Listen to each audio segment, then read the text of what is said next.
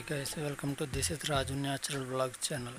Today topic ఈరోజు మనం ఇజ్రాయెల్కి ఇరాన్కి మధ్య జరుగుతున్న యుద్ధం గురించి మాట్లాడుకుందాం. అసలు ఈ యుద్ధానికి గల ముఖ్య కారణం ఏంటి? ఇరాన్ ఇజ్రాయెల్కి అంతర్గతంగా విభేదాలు ఉండటం వలన, సఖ్యత లేకపోవడం ఈ యుద్ధానికి దారితీయడం జరిగింది. కానీ ఈ యుద్ధం దారితీయడానికి గల కారణం ఏంటంటే, అమెరికా అధ్యక్షుడు ట్రంప్ ఈ యుద్ధంలో వేలు పెట్టడం, దీనికి ఇది తీవ్ర స్థాయికి చేరటం జరిగింది. అమెరికా అధ్యక్షుడు ట్రంప్ ఈ యుద్ధంలో కీలక పాత్ర పోషించడానికి గల ముఖ్య కారణం ఏమిటంటే,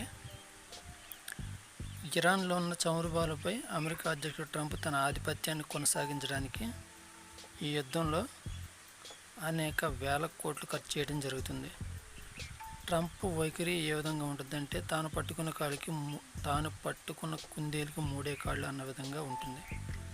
అదే ధోరణితో ఇరాన్పై యుద్ధానికి తెగించడం జరిగింది. దానికి సపోర్ట్గా అంటే ఇజ్రాయెల్ని ఆసరాగా చేసుకుని యుద్ధానికి వెళ్ళటం జరిగింది. దీనివలన ప్రపంచ దేశాల్లో ఆర్థిక వ్యవస్థ అస్తవ్యస్తం అవుతుంది.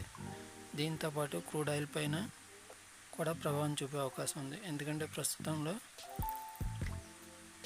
ఆయిల్ ధరలు పెరిగే అవకాశం కూడా ఉంది. ఇదే కాకుండా మనకి ఆక్వా రంగంపై కూడా ఎక్కువ ప్రభావం చూపించడం జరిగింది. గత 4 రోజుల్లో కౌంట్కి వచ్చి 50 రూపాయల వరకు కూడా రేటు తగ్గడం జరిగింది. దీనివలన ఆక్వా రైతులు ఎంతగానో ఇబ్బంది పడటం జరుగుతుంది. ఇదే కాకుండా ఇప్పటివరకు ఇరాన్లో 1225 మంది ప్రాణాలు కోల్పోవడం జరిగింది. ట్రంప్ మటుకి ఈ యుద్ధాన్ని విరమించుకునే ప్రసక్తి కనిపించట్లేదు. ఇదే పరిస్థితి 10-15 రోజులు కొనసాగడం అయితే భారతదేశం ఆర్థిక వ్యవస్థ అస్తవ్యస్తం అవుతుందని మనం అర్థం చేసుకోవాలి. Thank you friends.